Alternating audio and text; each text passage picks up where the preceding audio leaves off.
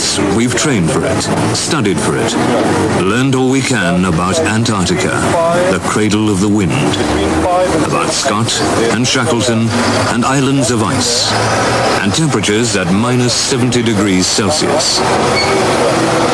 And now here we are on a hot afternoon at Wingfield, Cape Town, learning how to drive all over again. The vehicles, snow tractors. The ground is soft sand, which is the nearest we can get to simulating the surface conditions that we'll find when we reach our final destination, Antarctica.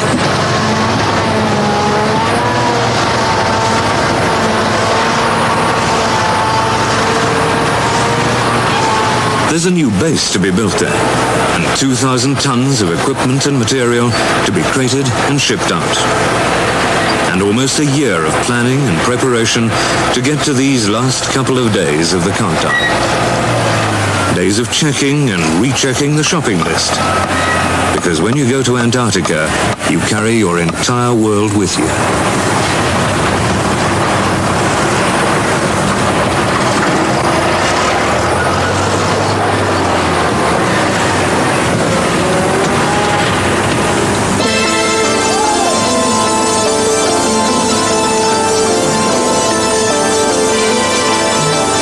The 6,000-ton Agulhas is the latest in a series of vessels that have been specially designed for service in South Atlantic and Antarctic conditions. And this will be her maiden voyage to Antarctica. So for this trip, we'll all be pioneers of a kind.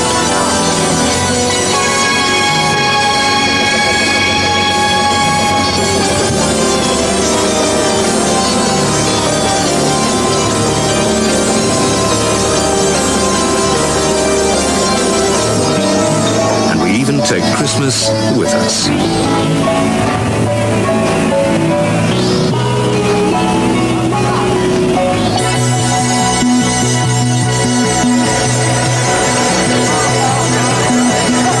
Simply deciding when to leave on an expedition of this sort is a major operation.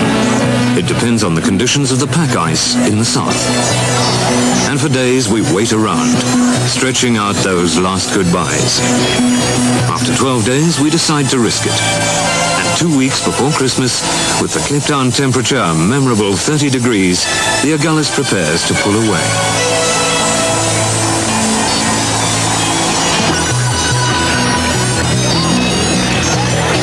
It's a time when the prospects of loneliness and leaving loved ones for a long time, for life in a deep freeze, lie heavily on the mind.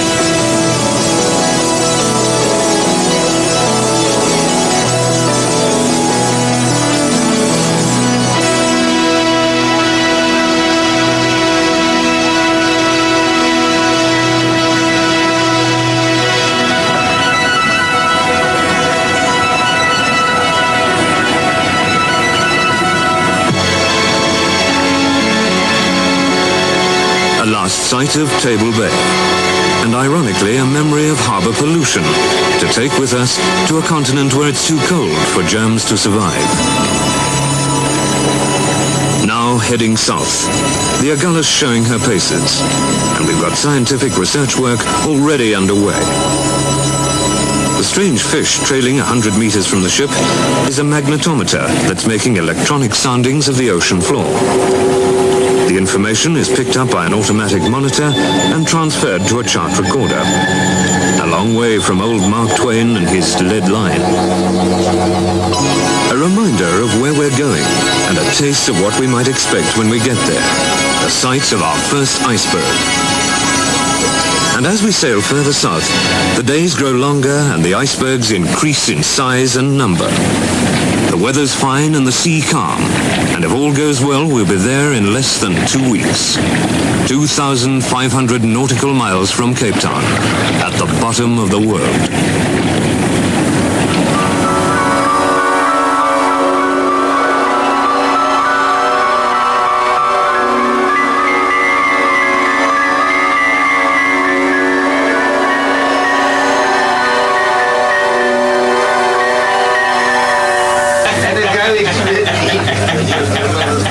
getting colder by the day, the comfort and relaxation on board the Agulhas is something to appreciate.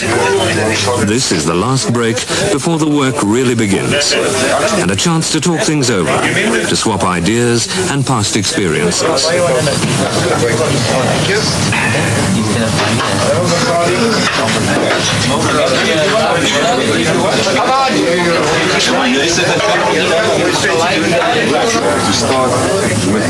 To share a duty-free drink in friendly surroundings and discuss final details for the weeks ahead. That, of course, is that they so I don't know what your point of view is with this request. No, well, the excavation for the power-shaped engine will be done in one. For hundreds of miles, pack ice carpets the approach to Antarctica. It's as cruel a welcome mat as nature can devise. One moment it can part to let you through, the next it grips the ship like a vice and holds it fast. And then it starts to squeeze. In the old days, the pack ice was a killer. Now, vessels like the Agulhas can at least hold their own. And in Captain Funk, the Agulhas has a skipper of many years' experience of the Antarctic and pack ice conditions. You have been some days now on the Agulhas. We have gone to light and heavier pack ice, and it seems to be she is going just as a hot knife in soft butter. We really don't want to overdo, but I think she is quite capable to break some ice and find her way.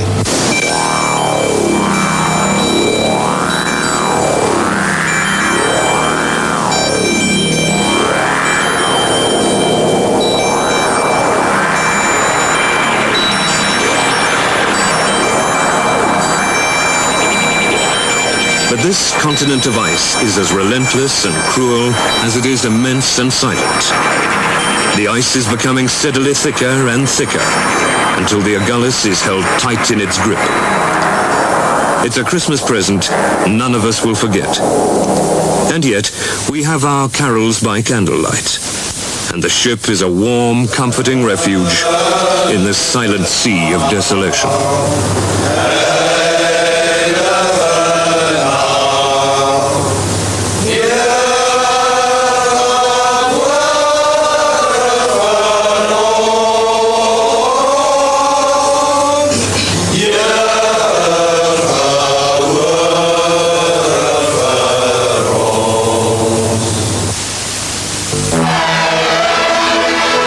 It wasn't like that when brave men made history here.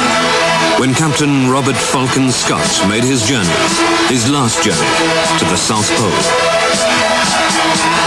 Unknown to Scott, another ship was racing south. The Norwegian explorer Amundsen had been keeping a secret and was out to be the first to reach the South Pole. Scott's ship, Terra Nova, reached the Antarctic mainland at the Ross Ice Shelf, nearly 80 degrees south. His base was close to the Great Ice Barrier at Cape Evans, and here he was to stay for the long winter.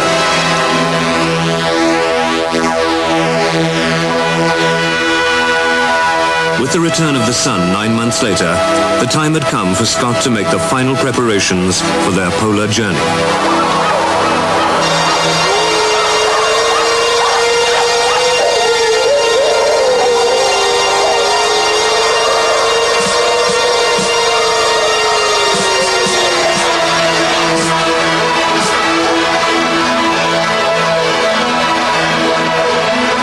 They covered about 400 miles on the ice barrier and were then delayed by a blizzard.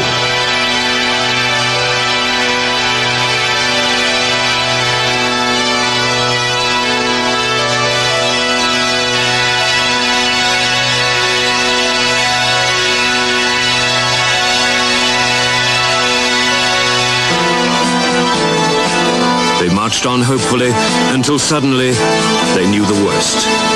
Amundsen had got there first.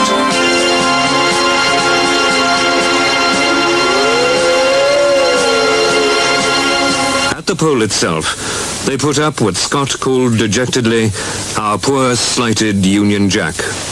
And then they photographed themselves.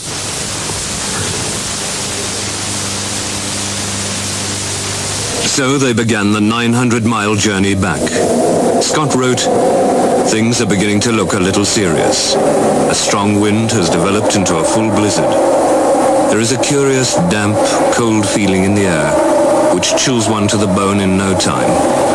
Great God, this is an awful place, and terrible enough for us to have labored to without the reward of priority."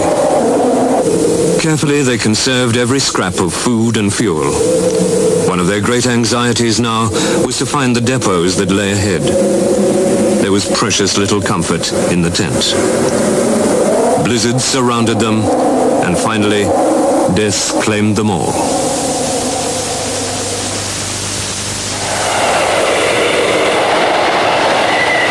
Two years later, in the ship Endurance, Ernest Shackleton journeyed to Antarctica.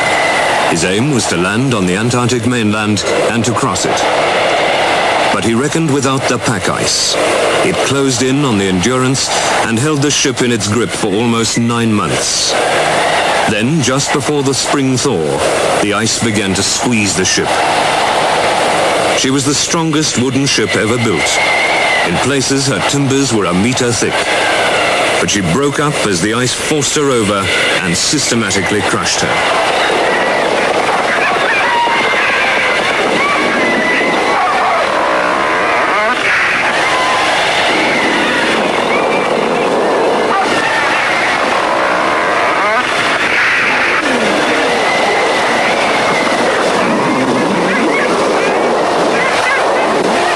Shackleton set up camp on the ice alongside his wrecked ship.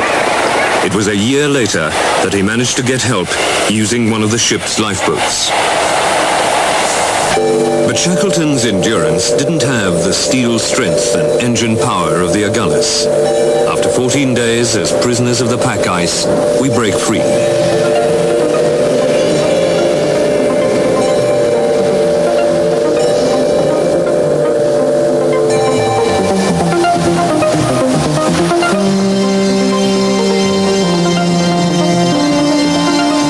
On the horizon for the first glimpse of the natural gateway to the cold continent, the ice shelf of the Antarctic. This is where the rhythms of night and day are lost, where the strange beauty of the landscape brings a chill into the soul.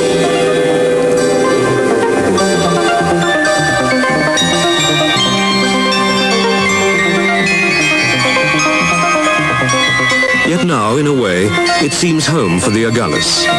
The ship that's brought us here for the first time, as though she's been doing it all her life. Mr. Agitaki, the man who's behind the design of the Agulhas. The vessel was designed as an icebreaker, suitable for Antarctic operation, and also highest grade international passenger vessel regulation was applied for design. So the special attention should be paid for safety of life, mainly on the fire and unsinkability. And speaking of propulsion system, 2 engines of 3,000 brake horsepower each, and controllable pitch propeller installed for propulsion, and main machineries. Some of main machineries are from several European countries. And finally, I'd like to say that we are very satisfied with the vessel here in Antarctica. The Agulhas probes around the ice shelf until she finds a suitable bukta, a natural bay in the ice barrier, into which she can cut her way and tie up.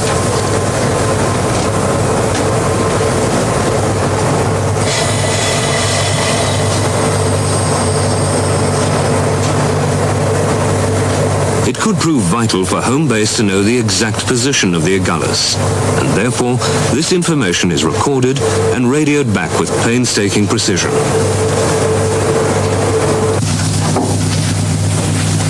The bay ice has to be thick enough to take the offloading of the equipment and supplies. The poles? They're a safety precaution when you're walking on untested ground in the Antarctic. But first, there's the excitement of meeting the Antarctic team, which has spent the winter at the old base. They've been in touch by radio, and everybody turns out for the welcome party.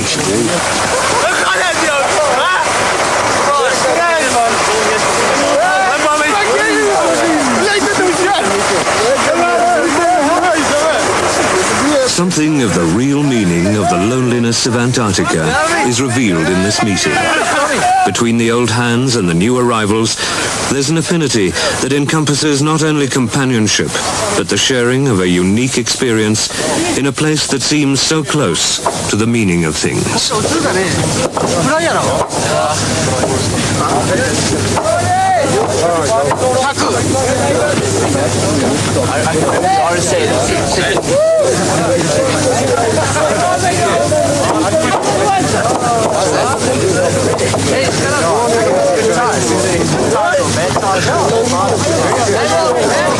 Hey man, you're making a noise.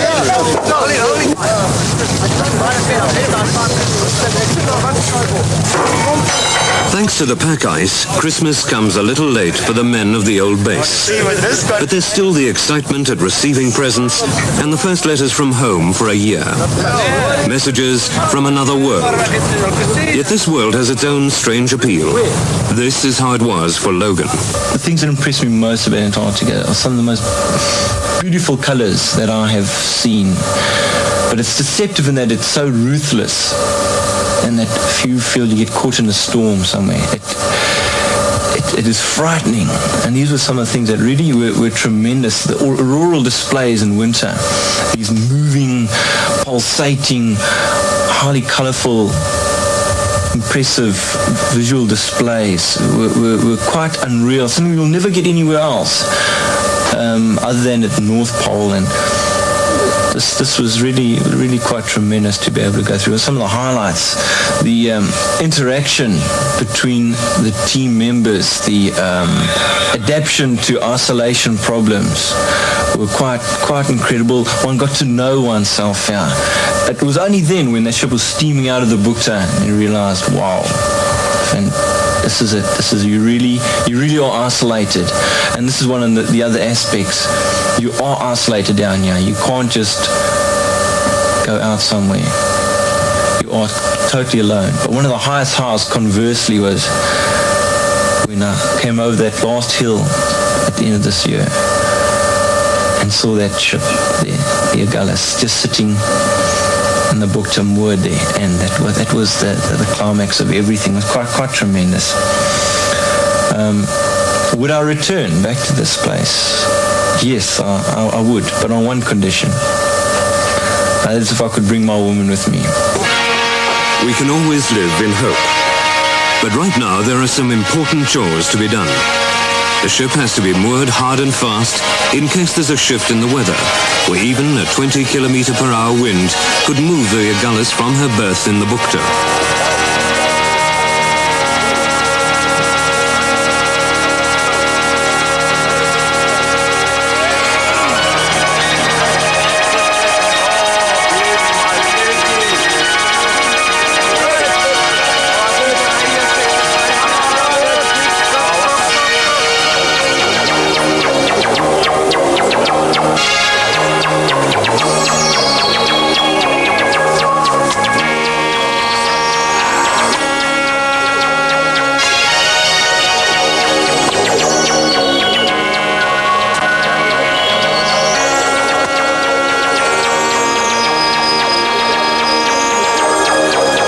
Another way of picking out the old hands.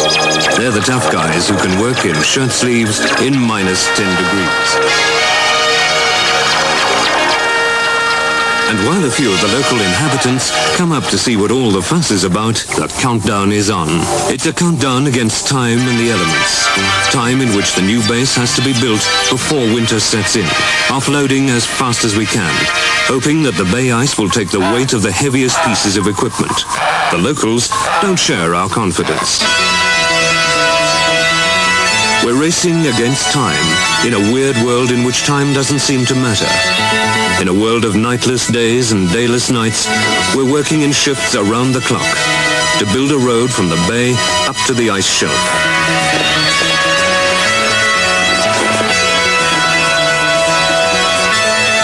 But here you don't watch the clock, you watch the weather, and pray that it will stay clear and the killing wind will hold off. And maybe we can catch up on that delay in the pack ice and beat Old Man Winter after all.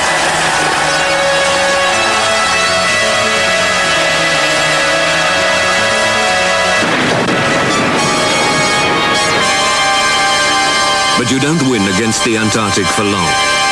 This is when, just for a while, you feel something of the awful grip of this icy giant. And the silent white world around you, with no trees or boulders to provide an anchor to lift an 8-ton tractor out of a 10-meter crevasse. But there are timber supports, dead men they're called, that we can bury in the ice.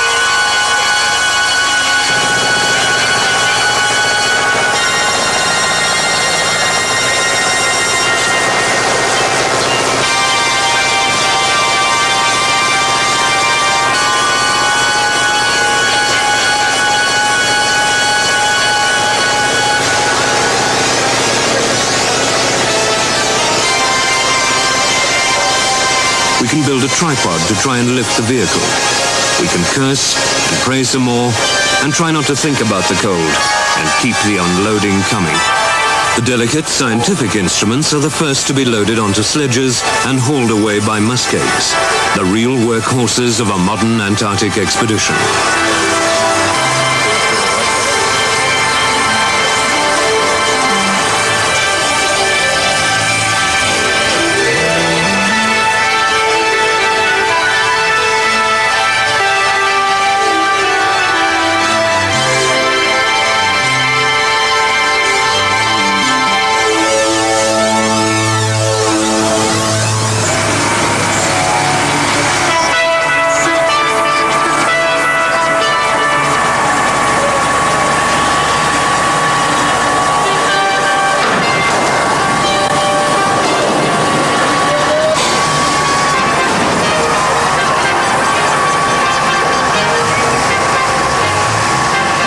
As the days with nights drag on, the essentials are coming off the Agulhas.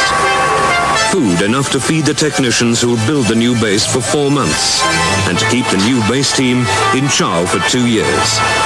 With the new supplies, it doesn't take long for someone to set up an impromptu barbecue on the quayside, but you've got to get the steaks cooked before they disappear into the ice.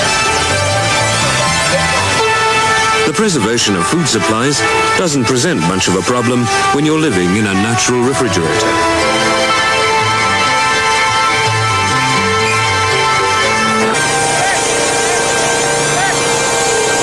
And finally, a victory of sorts. It took 3 days of work and 3 other snow tractors to haul the buried machine out of the crevasse. The old base has been established for 8 years. During that time, about 14 meters of snow has packed up on top of it. All you can see from the surface are a few hatches and a chimney. There's absolute protection from the vicious weather conditions above ground. But the fact is that in the end, the snow and the ice take over. From the moment these bases are built, they're having the life crushed out of them. There's a ponderous, frightening certainty about it all. But fortunately, it doesn't happen overnight. It's still not a job for anyone who suffers from claustrophobia.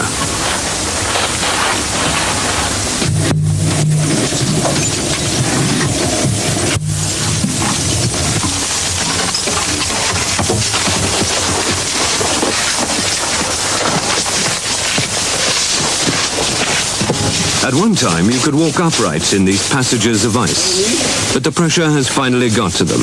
They're a long way from collapsing yet, but we've got to admit that sometimes we have the feeling that things are getting on top of us. Lee Hall's the radio operator. We have a daily radio schedule with the Agulhas, 16 kilometers away, and with other Antarctic bases.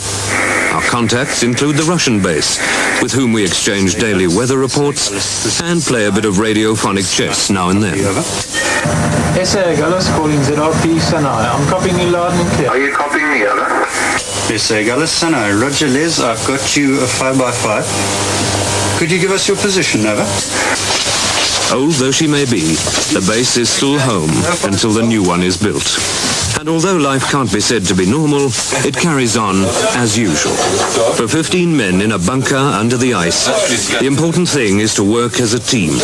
There's no room for dropouts in a world where there's no other place to go to. Afternoon or morning? Is it morning or afternoon?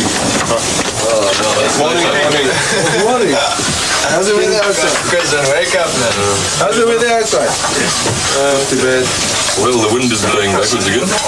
Blowing backwards. Any activity? It's a life that's patterned on work, recreation, and domestic chores. But it's also a life that's strangely unconfined. When there's no difference between night and day, there's no reason for an eating pattern. Between shifts, we're eating breakfast while someone else is having supper. Where there's no money, there are no possessive demands. Where for a large part of the year, outside is a whirling nightmare of blizzard and ice, inside is as secure as a womb. In this womb, 15 men move around like well-rehearsed players on a stage. Everybody does a bit of everything. So it's Lee's turn to bake the bread, and it's Julius's turn to have his bath. Which is not as simple as that. While there's an abundance of snow and ice, plain water is scarce in the Antarctic. So first it's outside and down the hatch with a few shovels of snow.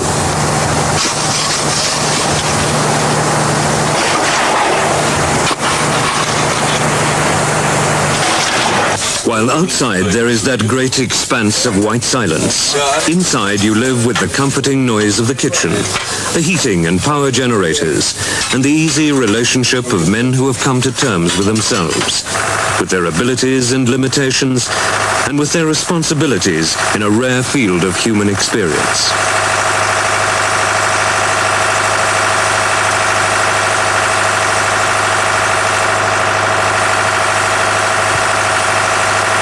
The favorite meeting place is the oil-fired kitchen stove, the warmest part of the base. But it's back in the bathhouse, where even in these confines, a man can be alone for a while, enjoying a little well-earned luxury and putting his clothes through the same process. Where there's total isolation, the demand is for self-sufficiency in every respect. Even though the extreme cold is its own antiseptic against germs, every man is susceptible to ordinary human ailments. So in the team, there's a fully qualified doctor, who also has to stand in as a dentist. Zeersme, doordruk. Ja, goed ons 'n bietjie daar, 'n bietjie boor, man. Must have to check around afterwards and everything. Nee, ons sal 'n bietjie mooi kyk, ja. Okay, maak oop jy mond.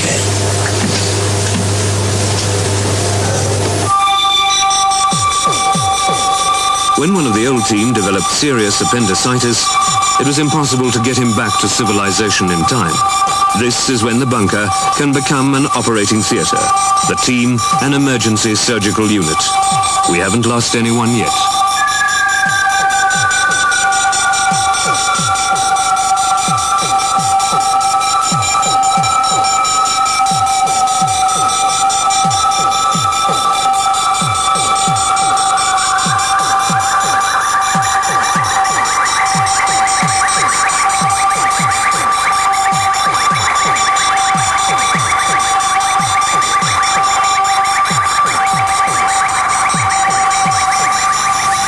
Outside, the weather holds. It's crisp and clear, and time to establish the site for the new base. We're on an ice shelf about 120 kilometers away from the fixed continent of the Antarctic. Below us, 400 meters of ice, an ice island floating on the sea. And with the help of a marine compass from the Agulhas, we're logging the exact position of the site.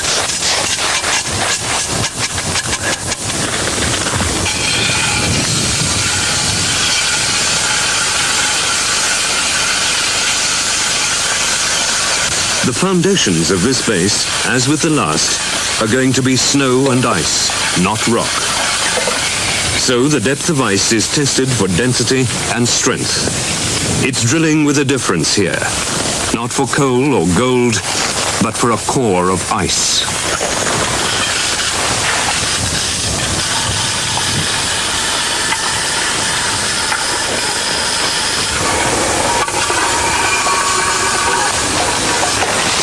Our depth 1,3. That 1.3. All right. Started over here.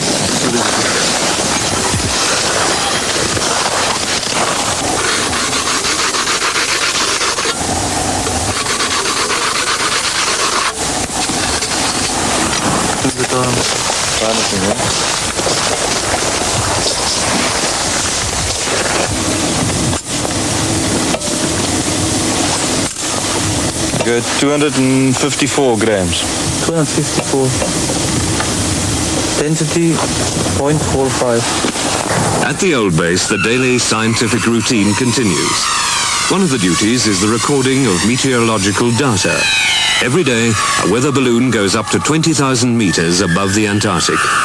A radio transmitter attached to the balloon sends back wind velocities, temperature changes, and other information. It's recorded at the meteorological hut and transmitted to the Pretoria Weather Bureau.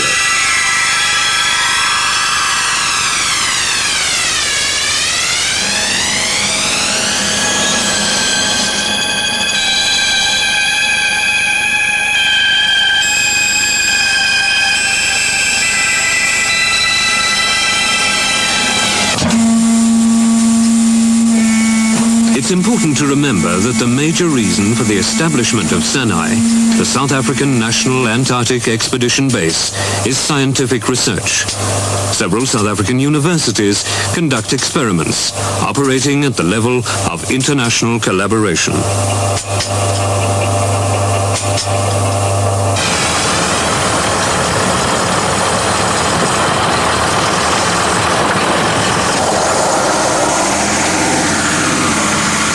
Ingenuity is a way of life at the base. We've long forgotten who Mitchell was, but to get the drums of polar diesel into the heart of the base camp under the ice, we use a system known as Mitchell's Pass, which works fine as long as you're quick on your feet and keep your fingers out of the way. A rough but ready way of keeping those vital generators running 24 hours a day.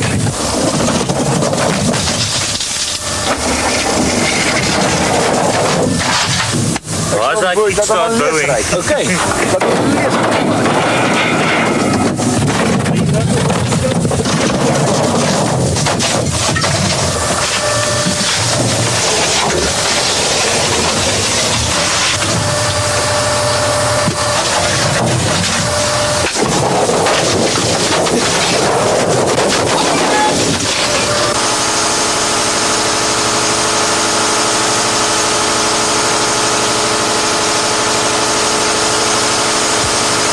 The generation of heat has its own dangers in an underground icebox such as ours. A side effect is the cavity which forms over the powerhouse itself. That's some hangover. Like a sinkhole in a mining area, one day it could collapse. The problem is, when the ice retreats like this, the pressure around the base changes for the worse. Even the warmth from the sleeping quarters forms its own cavity.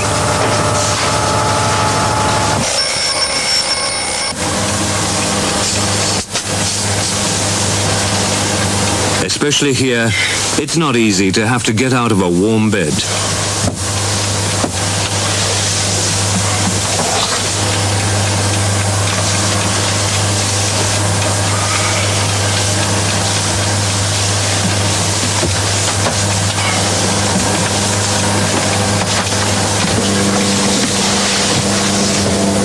This is a place where people don't waste too much time in the smallest room in the house, which at minus 15 degrees is also one of the coldest.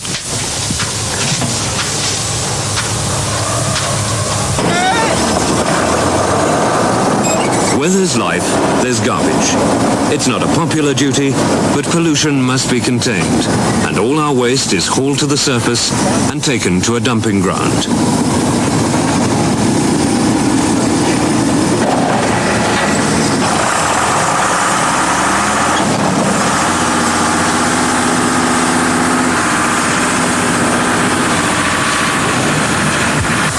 In Antarctica, nothing decays, very little rusts.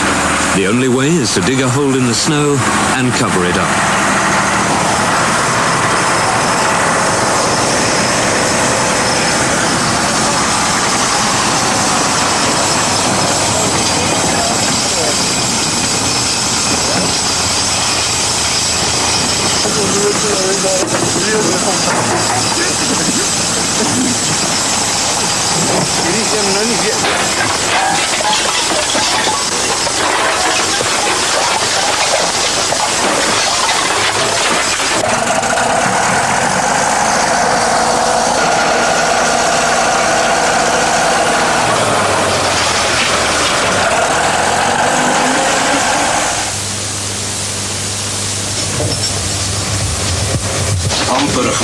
The snooker table, of course.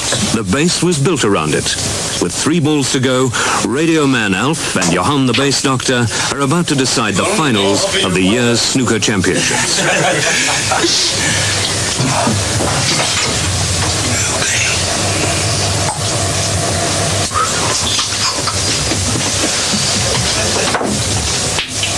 Swak squeaky. Eeuw.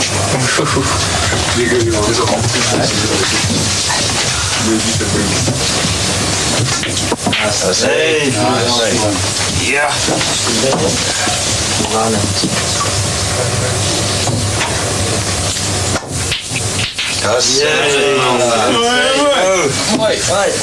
Lekker man, lekker. Proof of a misspent youth, perhaps. Johan gets the trophy. Anyway, who needs an excuse for a party? Especially in a place where there's no morning after the night before. Because there's no night before. That's sweet, it gets crazy, man.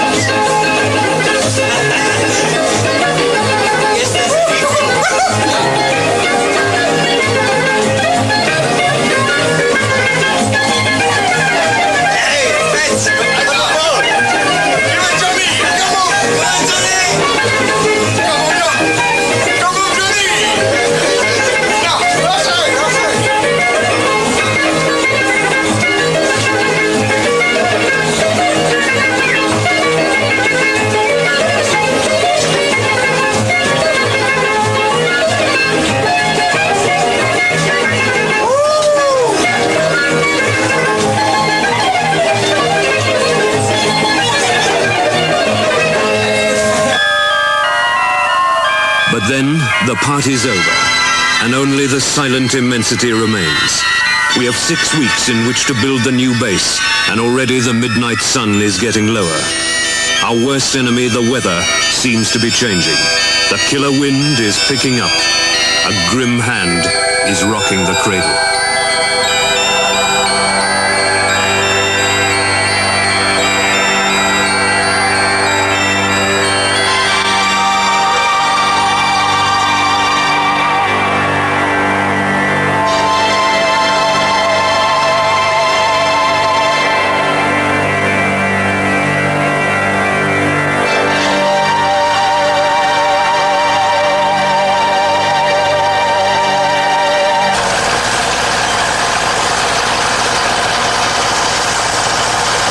It's -5 degrees. That's warm for the Antarctic. We can start the excavations for the new base and put down the foundation sheeting.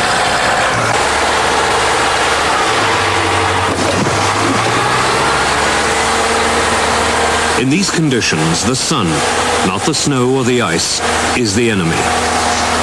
Out of a cloudless sky and across a crystal white landscape, a sun that can inflict 3rd-degree sunburn can blind a man within an hour. So sunglasses and nose guards are the order of the day.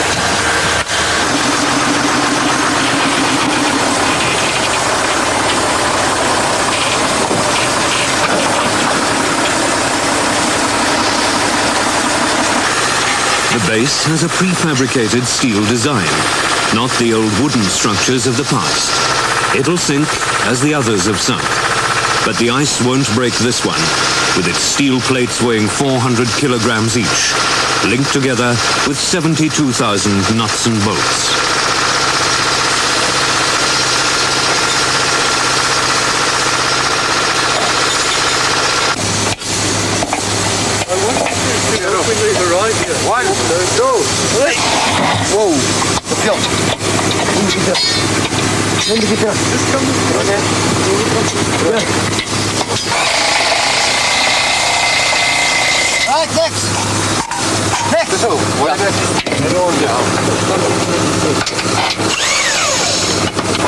The final sweat of offloading is in moving the 5,000 drums of diesel oil, specially prepared for Antarctic conditions.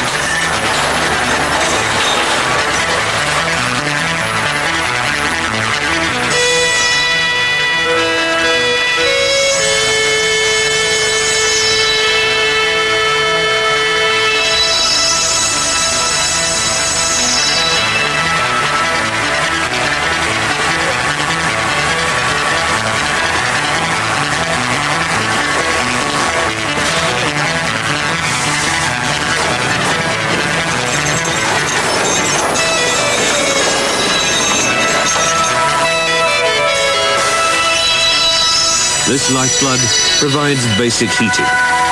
It's the fuel source for our electricity supply, without which we would have no light or power for our instrumentation. Of course, the snow vehicles themselves run on polar diesel fuel. There's no antifreeze needed here.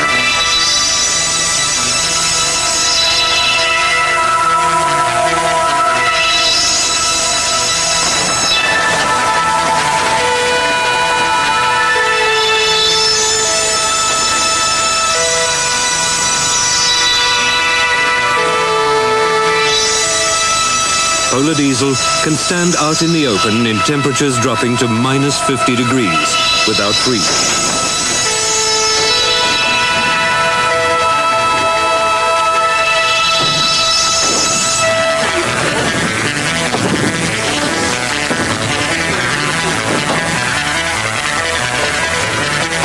Despite manhandling 500,000 litres of polar diesel weighing 48,000 kilograms, we had only one minor finger injury.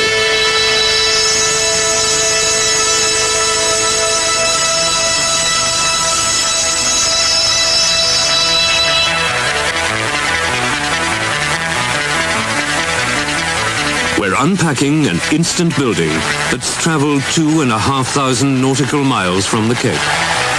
A shell of steel that will be the workshop, home and haven for the men of SANAE base for 10 years or more.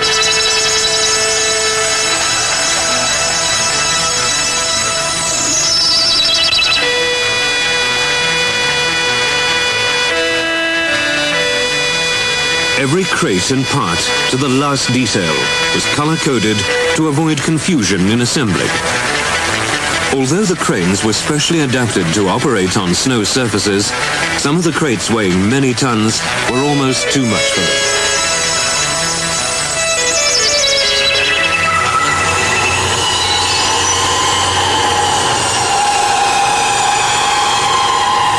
A new home in a new world, where the mystery of this cold, far-flung frontier awakens the explorer in every man. Here is a domain of fearsome beauty, which by its very nature is the antithesis of life.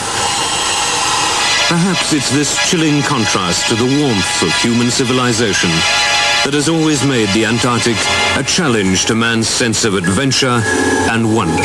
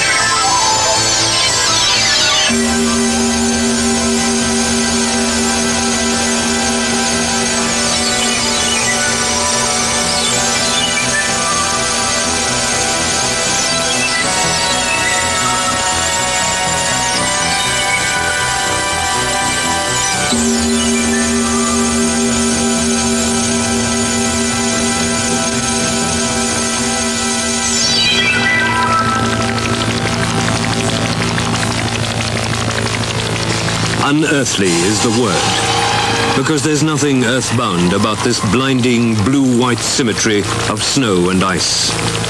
We're a mountaineering exploration into the heart of a crystal palace. A 20-meter crevasse in the ice cap is an awesome experience.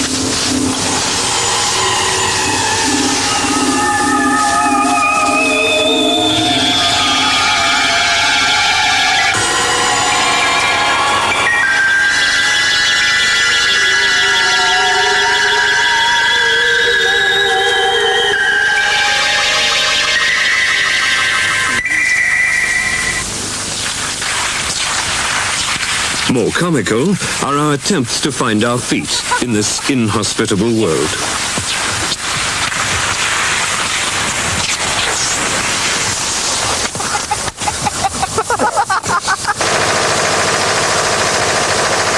The first hint of winter, the falling midnight sun and dropping temperatures. The night temperatures are being recorded at minus 20 degrees. The limit for human efficiency under outdoor conditions like these is about minus 40. If we haven't put up the new base by the time the cold reaches that point, the Antarctic winter will have beaten us.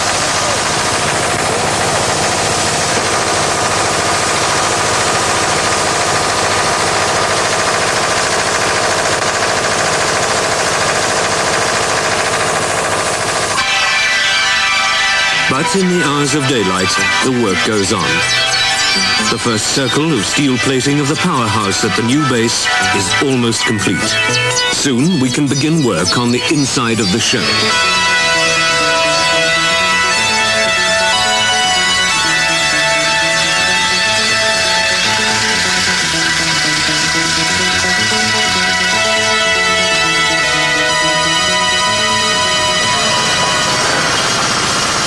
First to go in was the floor structure, designed so that it could be leveled at any time in the future, should the whole base move from its original setting.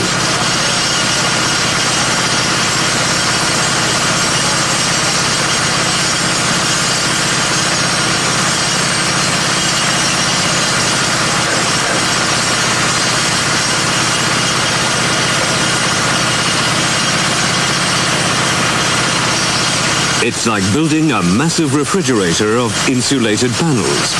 The only difference is that this one is designed to keep the heat in, not out.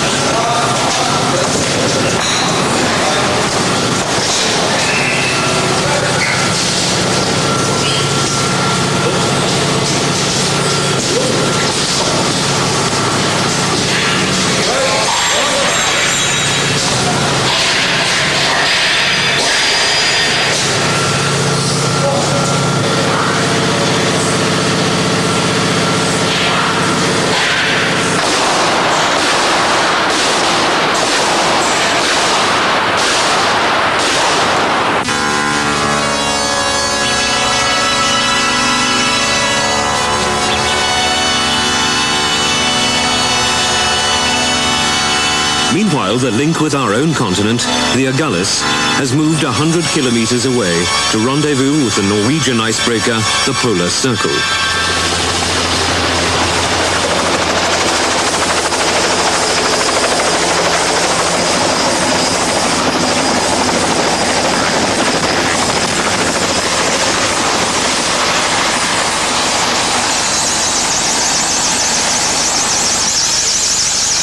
This international team effort in Antarctic research prepares the way for the positioning of marker buoys in the Atlantic. Now those two buoys are activated. We can tell you this later again, but they have to be placed up tonight. The one has been activated for a long time. We know it's working fine. The other one was just activated this afternoon after we had our discussions.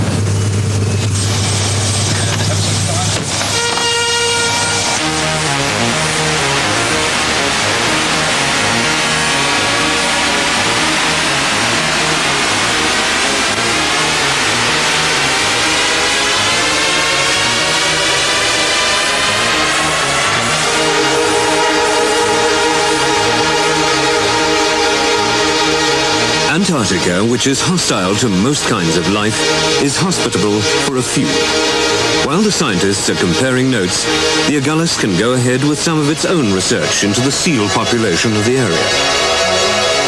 These are the rare occasions when we can get close to the Antarctic seals to tag them and monitor their movements and their breeding habits. Their basic diet is krill and plankton, tiny sea organisms that many scientists believe could be a food resource for the world's population.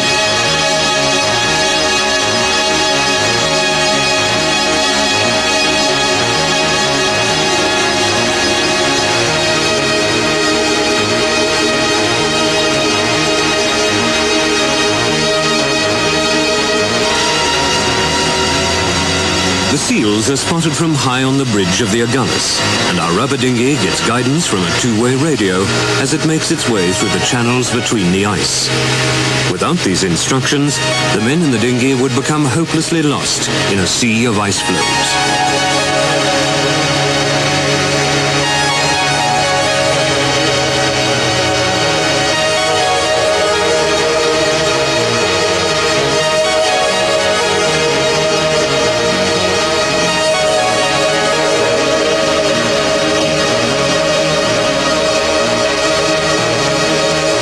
This is a Ross seal. There are many of them in the area surrounding the SANAE base. They're more inquisitive than afraid when we approach, and only put up a struggle when they're in the net.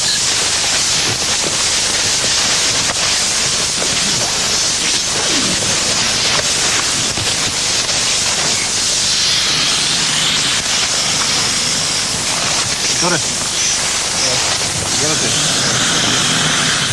Seal tagging is warm work, especially when you're weighed down with pounds of thick clothing. We can only take about 6 hours a day in the open, but the seals spend their entire lives out at the edge of the ice pack. They're magnificently insulated against the polar chill by thick layers of fat. It's no wonder that their survival in Antarctic conditions is a matter of scientific curiosity.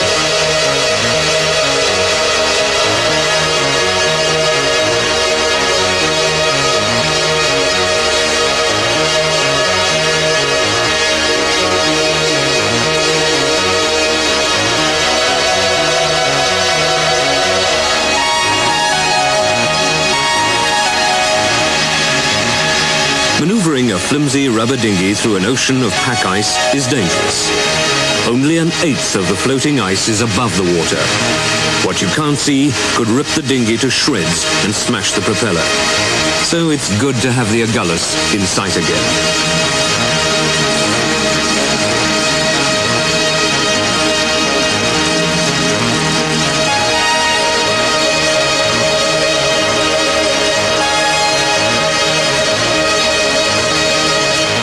Occasionally, our route back to the ship might be obstructed by the pack ice, and we'd have to wait all day for an opening.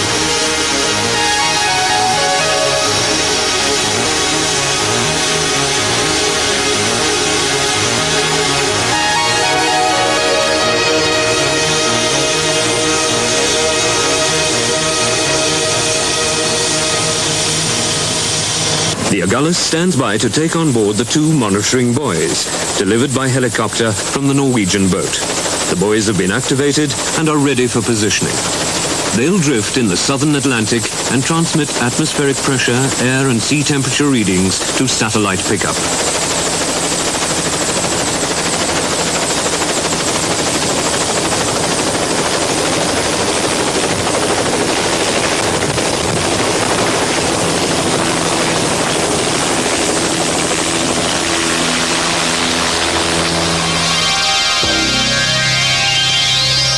From the air, progress at the new site is encouraging.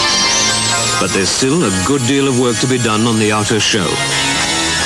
This has got to carry the strain of a mass of ice and snow that will accumulate above it at the rate of about 2 meters a year.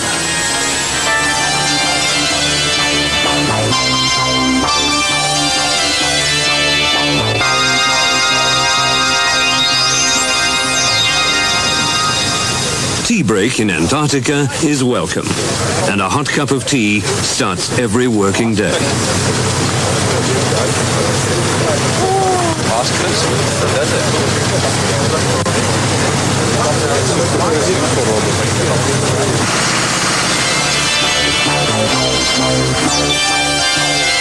The final sealing of the ends of the steel shells was very important. If any weaknesses or faults should occur during the winter months, we'd really be in trouble.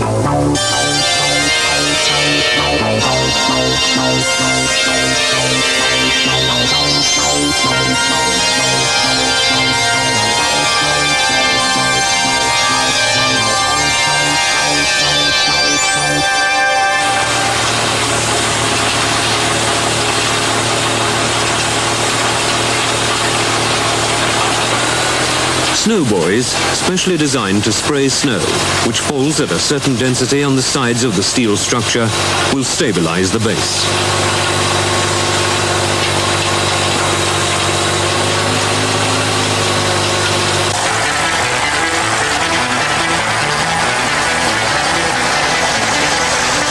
The main sections of the base will be connected to each other by passages which remain unheated and over the years will frost up, becoming crystal corridors of ice. Our tractors level the area and down goes the fiber foundation sheeting.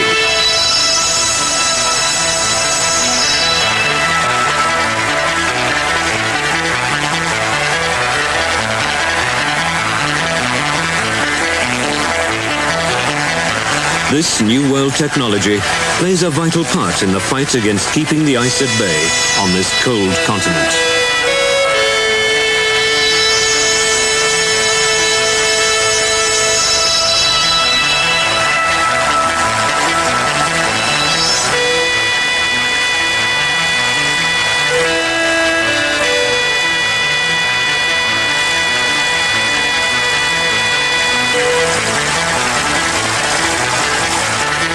Topless in Antarctica. It's minus 10 degrees and we can walk about shirtless. The key to life or death is the wind. When there's no wind, the reflected sun is scorching hot. But it takes only a 5 km/h wind to be in danger of freezing to death. Of the Antarctic seals, the Ross seals are the tamest and friendliest. If they're approached gently and carefully, they're not at all concerned with strangers. The Ross, crab-eater and leopard seals all live at the edge of the ice pack, while the Weddell seal prefers a life closer to shore and breeds against the ice shelf.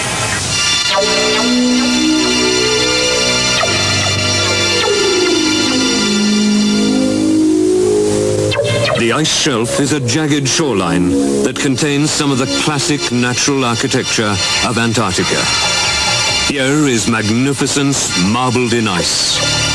An aura of silence hangs in the air that seems to intensify the chill of this vast and beautiful tomb.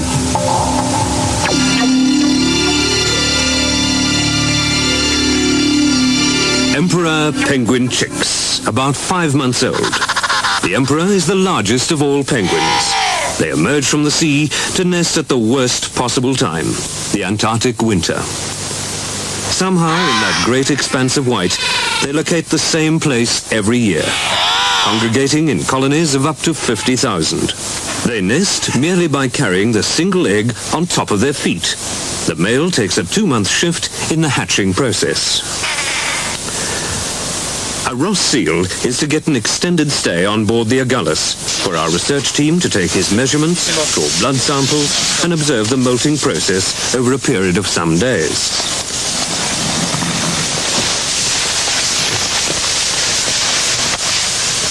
Seals change their waistline with the seasons. Their size is an important guide to their eating habits and living conditions. Got it.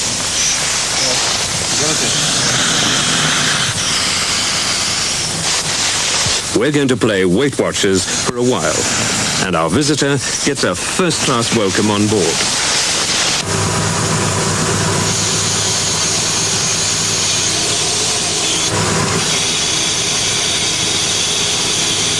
Under an international agreement, because of the abundance of Ross seals around SANAE, we've been given the task of concentrating research on this species. We made a little enclosure for him on the foredeck of the ship, but the cold steel didn't look very comfortable, so we collected snow and formed a layer 10 centimeters thick. Like the dolphin, the seal makes the most amazing and unique sounds, which are capable of traveling long distances through ice and water.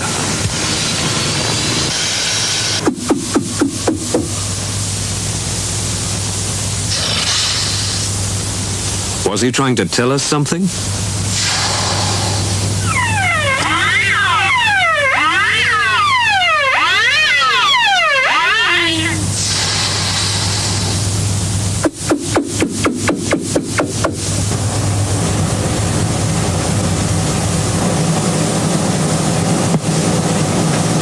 Blood samples are for biochemical genetic studies. What I have here is a sample of blood collected from a Ross seal this morning, 10 milliliters of blood from each Ross seal. The upper clear portion is plasma, and Petrus is busy removing this plasma. The lower portion, the dark red portion, are the blood cells. Now what we do is to centrifuge the sample, remove 4 samples, each of 1 milliliter from the upper portion, and then 3 or 4 samples from the lower portion once the blood cells have been washed in physiological saline.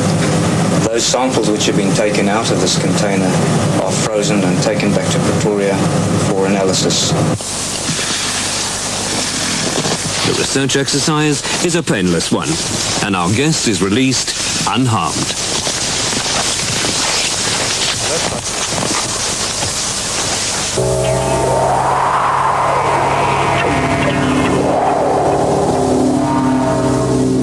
Out on the ice, where it's warmer in the water than out, we're tagging crab-eater seals.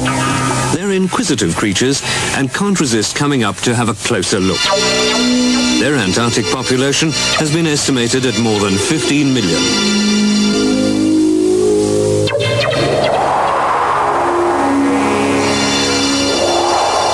This is the leopard. Its spots and its predatory nature give it its name. The leopard seal is certainly the fiercest of the species.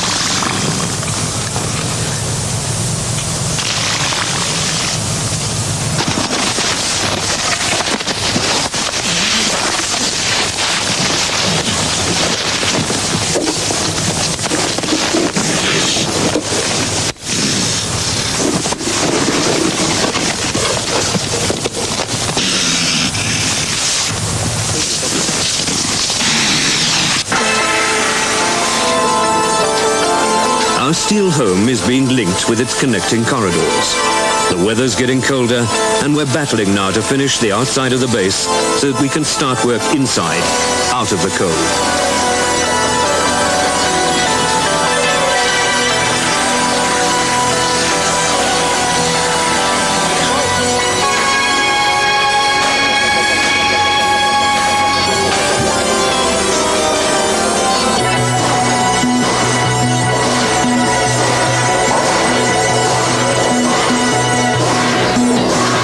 Finally, the last steel plate is bolted onto the ice passage in front of the sleeping quarters.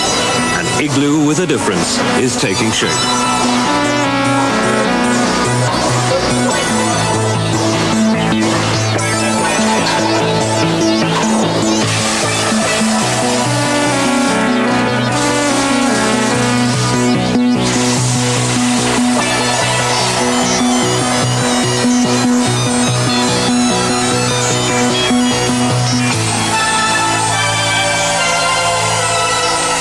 What's wrong with a plain, old-fashioned igloo?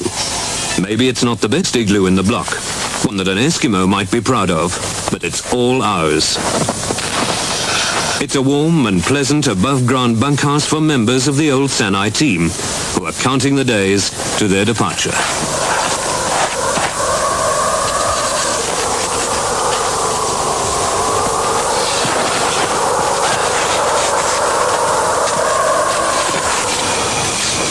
Here's Offie, it's another end.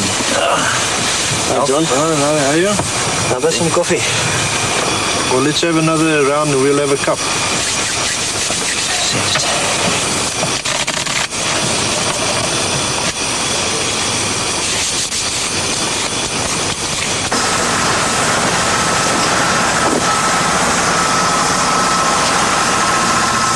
The last job outside the new base is sealing the holes and joins in the steel plates. In an Antarctic snowstorm, a hole the size of a pinhead will let in a snowdrift in a matter of hours.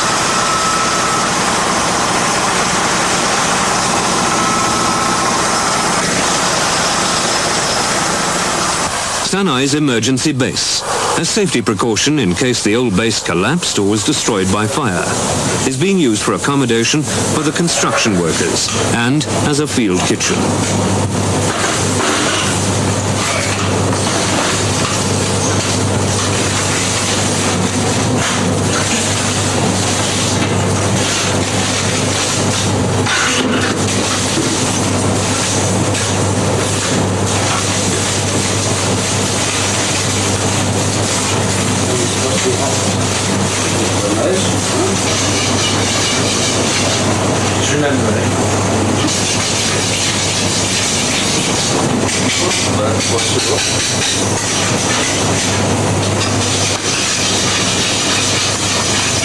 Now the routine is stepped up in the race against the looming winter. It's work, eat, sleep, work, sometimes up to 18 hours a day. 2 professional chefs provide the meals. Whatever the boys face outside, they do so on a stomach full of 5-star food. It's a well-intentioned luxury, not only for morale, but for the well-being of a bunch of young men who've probably never worked so hard in their lives before. Would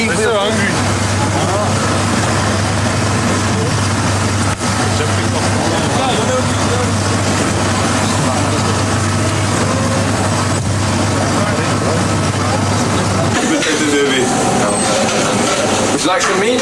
Yes, please.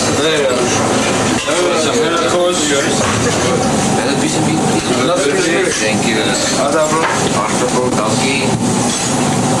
Thank you.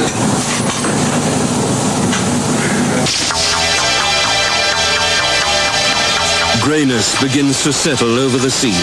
The darkness and desolation creeps in with the winter as the penguins and skuas look fearfully south to the cradle of the Antarctic wind.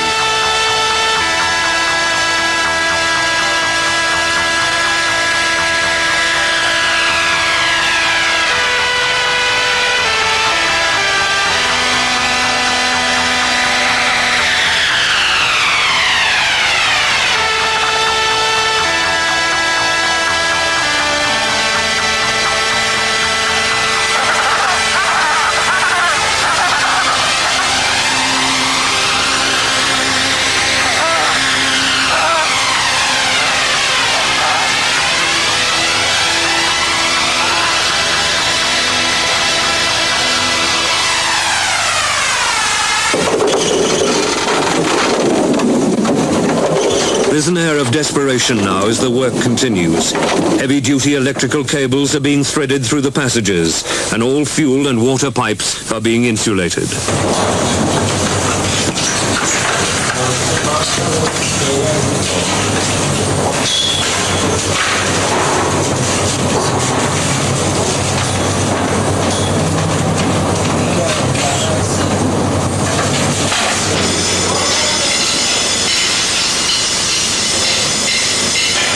The 2 diesel-powered generators are coupled to the system.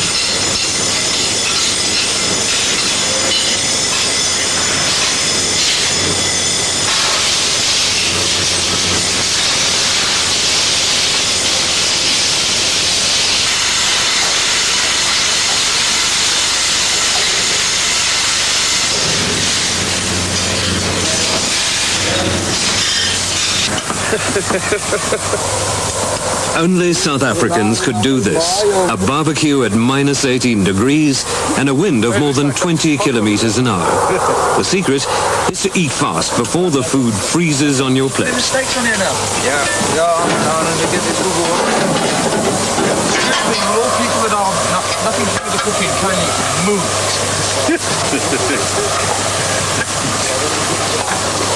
Sien dit so? Brandy vuur dan, lekker. Ja, streng.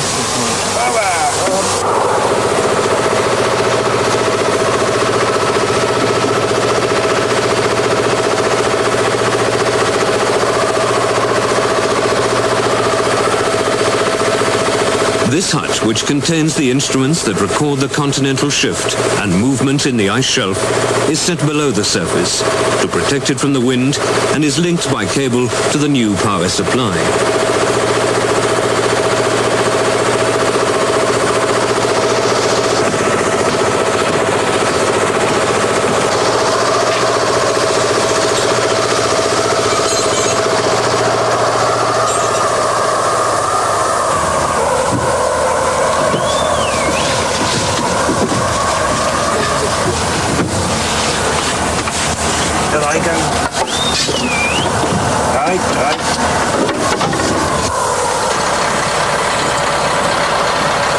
One of the last switches in the transformation of SANAE base, the huts containing scientific recording equipment are moved from the old base to the new site.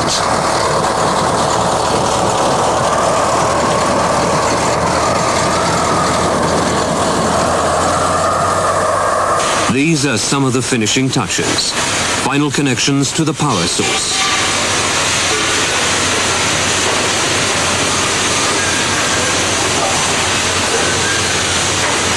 Experience has shown that fire can be one of the worst hazards, and so the most sophisticated firefighting systems are installed.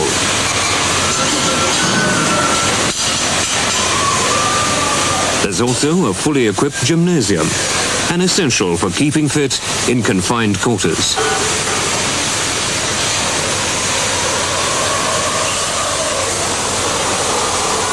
8 years ago, when the old base was built, there were even huskies.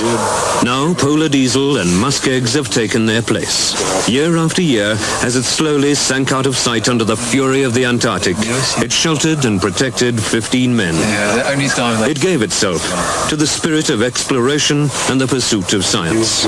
As the last switch was tripped and the generators fell silent and the last man climbed that 14-meter shaft to the surface, the building that became its own monument for almost a decade became its own tomb. The old base construction was wood and insulated paneling. There was no outer shell, and the builders had to suffer the onslaught of the weather as they worked. But it was home.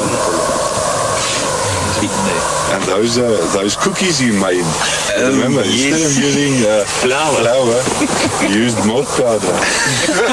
Yeah. And the huskies, you know, they tried to feed this to the huskies, and the bloody huskies started growling at these cookies. And he was that husky eats anything. Oh, goodness me. When the winter rages in Antarctica, there's no beauty. For days we fight the wind and blizzards. However, when it snows, the temperature rises by 15 degrees, a small blessing.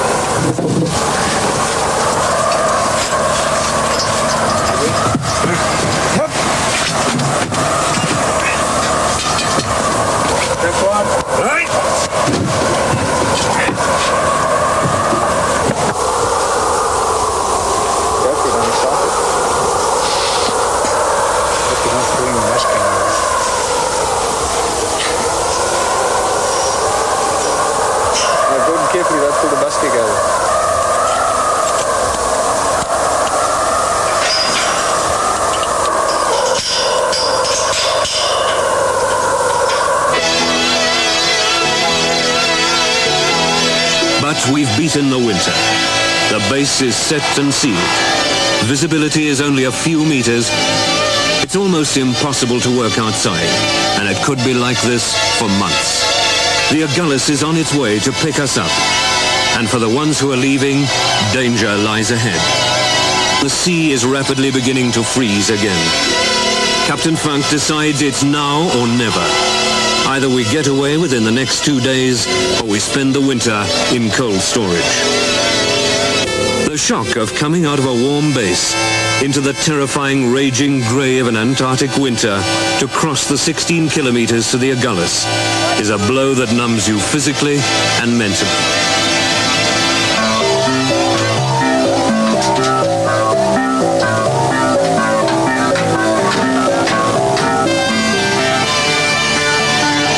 It's the last lap to home, and you have to keep going. Now you realize something of the suffering of Scott and Shackleton and the rest. The Agulhas has thrust her prow into the ice shelf. It's an unorthodox way of embarking, but there's no time for maritime niceties.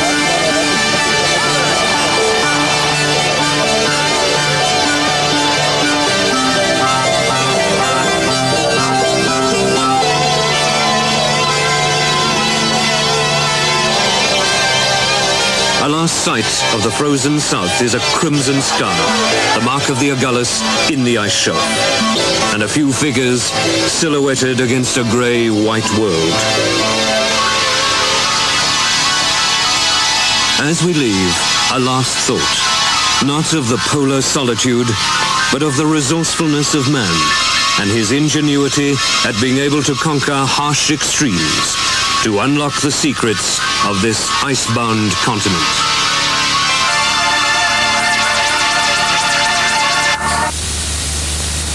Kaartjes zondag een rapport en kijk donderdag.